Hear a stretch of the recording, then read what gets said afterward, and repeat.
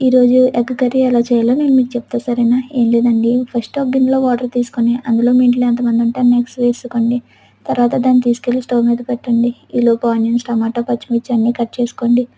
మా ఫ్రెండ్స్ ఏమో నన్ను కట్ చేయమన్నారు. చూసారుగా మిర్చి ఏమో కట్ అవ్వడం లేదు. అందుకే దానికి ఆపరేషన్ చేస్తున్నట్టు కట్ చేస్తున్నా. మీరు మాత్రం అలా కట్ చేసుకోకండి.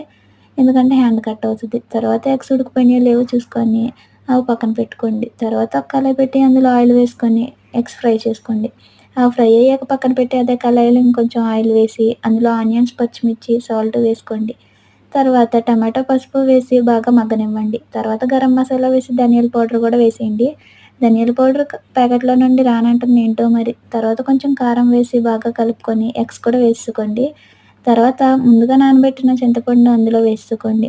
అలా ఉడుకుతుండగా అందులో కొంచెం వాటర్ వేసుకొని బాగా ఉడకనివ్వండి. అంతే, వేడి వేడి ఎగ్ కర్రీ రెడీ.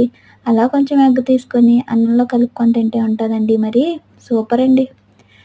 ఇంకెందుకు ఆలస్యం, మరి మీరు కూడా ట్రై చేసేయండి. సరే అయితే ఉంటానే. ఆగండి.